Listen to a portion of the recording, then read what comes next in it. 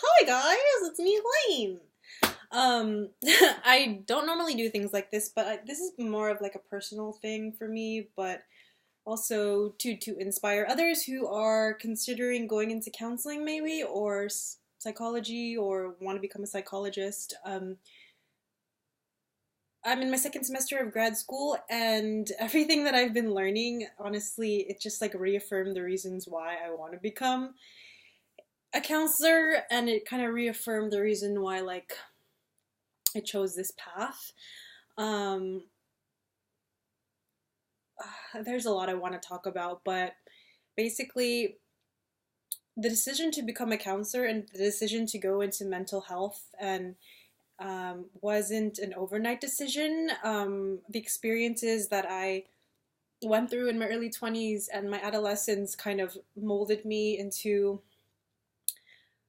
well, actually, they shaped me and they kind of led me in this direction. I went through a lot in my early 20s. Like most people who go to college, they rebel. They party, they get into drugs, this and whatnot, even in adolescence. But my rebellion was a little bit different. I am a second generation Filipina woman. Um, my parents grew up in the Philippines and they moved here in their 30s, I want to say. But basically, they brought their values and their traditions and their practices with them here, and they instilled them in my sister and I. One of the main, or one of a big thing they instilled in us, well, I would say my mom, is religion. So I grew up in a very strict Christian household. A lot of Filipinos, they grow up in Catholic homes, and I don't know what it's like to grow up in a Catholic home, but I would assume that there are similarities in terms of how parents expect their children to behave and things like that, of that nature. Yeah, so I think it wasn't until my early 20s when I began to question everything that was instilled in me in terms of religion. Not only religion, but what career path I was supposed to take. So my rebellion was a little bit like questioning what my parents taught me. That intergenerational gap is massive in the Filipino community because, we grow up with American ideals, values, and then when we start um, practicing those ideals or values, it can create a lot of tension, it can create a lot of friction, it can create a lot of problems, and then those externalizing problems can get internalized, and that's what causes depression, that's what causes mental health issues, and this is an alarming statistic. Almost 50% of Filipino Americans go through some type of depression or contemplate suicide. Let's just think about that for a second. I don't think a lot of people know that. There's so much pressure to adhere to family practices and values, and then at the same time you're trying to figure out who you are as a person. And a lot of the time, second generation Filipino women or teenagers, adolescents, they don't grow up speaking the language, so they're kind of caught in between two worlds. Like, am I more Filipino? Am I more American? I can't find a common ground here, because if I do try to, um, you know, if I am more American, people will judge me on this side, and if I'm more Filipino, well, then I'm not American. So it's like that also too can create identity issues, and I think I experienced a little bit of that when I was in elementary school, but I kind of grew out of it. I've learned to embrace both cultures, and but yeah, that still creates a lot of friction between Filipino parents who are very strict and who've grown up with very traditional values, especially when their daughters are kind of veering off into different paths, and the Filipino mothers are like, oh my goodness, it can create a lot of stress for the Filipino mom who grew up in the Philippines and the Filipino daughter who grew up in America. So I can understand why 50% of Filipino American women, among all the Asian populations in the United States, are depressed or contemplate suicide. And I think that's something that we should bring awareness to. We should bring more awareness in the Filipino community. Why? Why are Filipino Americans suffering through depression? But anyway, I'm veering off basically. The reasons why I got into counseling, well, there's a lot, but the main one is because I kind of, I was raised in a very, like I said, religious, traditional Filipino household, and I was kind of going against the grain, pushing against what, the dominant discourse or the dominant ideologies and the dominant practices and beliefs, and I was going on veering off into a different path, and my parents, that caused a lot of stress and turmoil for them, which then caused stress and friction between the relationships what I had with my parents. And this is a thing, I think there's a very common misconception between Filipina daughters and sons and their parents, okay? If we're not following or abiding by their rules or their practices or their rituals or their religion, then we're seen as ungrateful.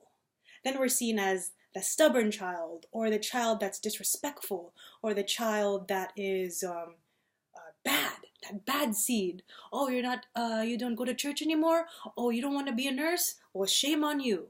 And now I can understand why Filipino Americans, I'm not saying this is the sole reason, but it's a major reason why they suffer from depression. And I was that person. Now, I never actually went to go seek mental health treatment because in the Filipino community, oh, you go see a psychiatrist? You're crazy.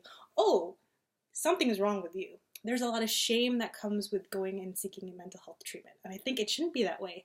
If we're suffering for something, like a disease, why is there so much stigma when we go and see psychologists? Why is there so much stigma when, maybe it's chismis, maybe it's the gossip, because Filipino communities are so close-knit, and we don't want to be seen as sick in that way, sick in the, mental health. But anyway, yeah, so I kind of pushed against these ideals, and, it resulted in, it's sad because, resulted in the less, I wasn't as close to my parents as I wanted to be. I think a lot of Filipino Americans can relate to this, is we want to please our parents. We want to make them proud. We want to make them smile and be happy for us, whatever path we decide to choose. But sometimes that's not the case, and that causes a loss of relationships. It causes a loss of emotional connection. And I think a lot of Filipino daughters want that emotional connection with their parents. They want to please them. We want to make you happy. We want you to be proud of us. And I think that's so it's so important, because yeah, like, who doesn't want to be close to their parents? Like, anyway, sorry, but that's one of the reasons why I chose counseling, is because I know that there are a lot of adolescents or early adults who are experiencing this. They don't know how to push the boundaries. They don't know how to question their beliefs, because once you question your beliefs, or once you question what you were taught to adhere to, that's scary. First, it's really scary. It will create fear within you, and in a sense you feel like you're disobeying your parents, but in reality it's mainly your path and your journey. I am very grateful for my parents and what they sacrificed, and they came from a very poor country, and they wanted the American dream. They wanted to flourish, and they wanted to be accepted here in America, and I'm very grateful for those experiences, because without them, I don't think I would have been as motivated as I am now. At the end of the day, I just want to give back to my community, the Filipino American community especially. I think we have a lot of growth. We have a lot to do in terms of, growing as a community. We're very prideful. We're very prideful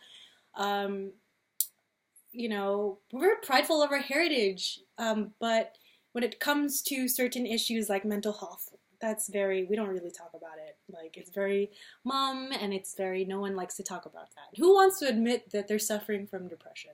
Who wants to admit that? But why? Why be afraid of it? Everyone goes through hard times. Everyone struggles.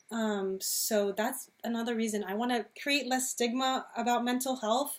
I want to help adolescents who are kind of struggling, like questioning. It's okay to question.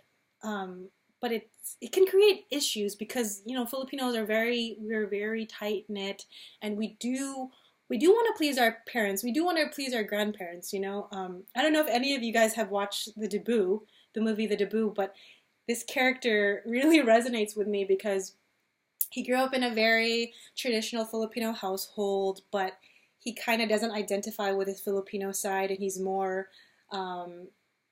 Americanized, I guess you could say. And also he wants to go to art school, and his parents want him to go into the medical field, and that creates a lot of friction between the father and the son, and it also kind of pushes him away from his Filipino community because it's like, I don't feel accepted within my family, so I'm just going to go ahead and turn to my peer group because they're more accepting of me and my passions and my aspirations. So there's like a scene where at the very end of the movie where the dad and him, he shows his dad his portfolio of all his artwork. And he's like, Dad, I'm not going to go to medical school. Like, I'm going to pursue art. And you could see the father, like, he's still not accepting of it, but he wants to be close to his son. And then at the end of the movie, he turns to his son and he's like, okay, I'll talk to your mom about it. And then that's how it ends. So it's like, like, that was a sign of affirmation for the son, and it just pushing against what is expected of us is very, very, it can be very challenging. So, but at the end of the day, it's your happiness. And I think like I said, there's a huge misconception that if we're not following or adhering to our parents' beliefs, that we're ungrateful or we're bad children, but we're not. At the end of the day, we're grateful for. I want to speak for majority of Filipino Americans or second generation Americans that we want to please you. We want to make you proud of us. And I hope that I can give back to my community in some way, somehow. Filipino American children and adolescents and young adults, I want to give back to you guys. And, if you can take away something from my story and my experiences and kind of, if it helps you in some way, that's all I can really ask for.